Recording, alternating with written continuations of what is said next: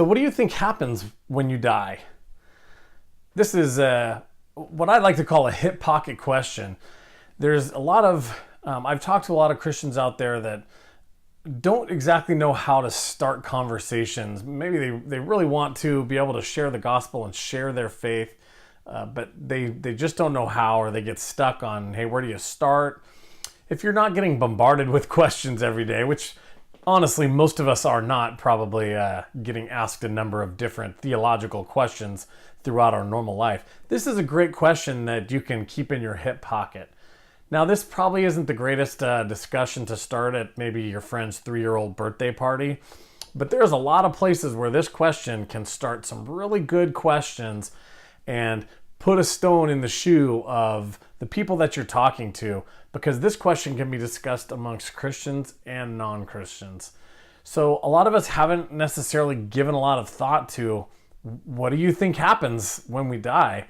And especially when it comes to sharing the gospel and sharing your convictions, this is going to open up to you questions like, are we good enough? Is that all it takes, is just being good enough to get into heaven? Well, I'm a good person. Maybe you've been to a funeral or know somebody, you read the papers or know, oh, well, they were a good person. They're in a better place now, right? They're in a better place now. They've moved on. Well, this opens up opportunities for you to lovingly ask, well, what do you mean by that? Where do you think they moved on to? And a lot of people maybe haven't necessarily had that question asked back to them or thought about, but this gives you an opportunity to do what we're commanded in 1 Peter, right? Which is give a defense for the hope that is in us. See, as Christians, we believe that there is two different options, I guess, shall you say. One is to live everlastingly with the Father, as his child, as an adopted member and heir to the kingdom, spending eternity in the glory of the Father with him. And it's something that we refer to as heaven sometimes, or when Christ does come back, the new world. Or option two, there really is only two. Option two is to spend eternity separated from the Father. So if you've never thought about this before, and we're not going to get into what exactly hell is or what that means, but here's what we do know. We know that all good comes from the Father, right? Everything good comes from God. So just sit back for 1 minute and just start thinking about everything that you experience right now that you consider good. All the friendships you have, family.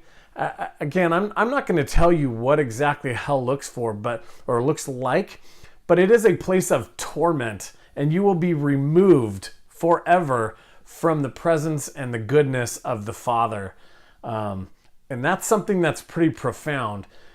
So I hope that this question, hey, what do you think happens when you die? Well, will give you the opportunity to share that hope that's in you and to open up these opportunities to explain to your friends or the person you're sitting next to on a plane or the bus, hey, this is what I think. And now part of that is going to be being able to defend your answer. So make sure you do a little reading and a little studying. This is a great place to start off. What do you as a Christian think happens when you die? And why do you think that happens? So next time you're in a situation where somebody might say, oh, well, they've moved on. Oh, well, it's a better place. How about this one? You've all heard, well, it's better to party with the sinners, right? Well, now you might have some good answers to that because you did some digging in your Bible and you're ready to explain to people, no, this is the truth. This is the truth of the Christian worldview. And I'm truly concerned about your eternity because this is what that looks like. Either being with the Father or being eternally separated from the Father and everything that means.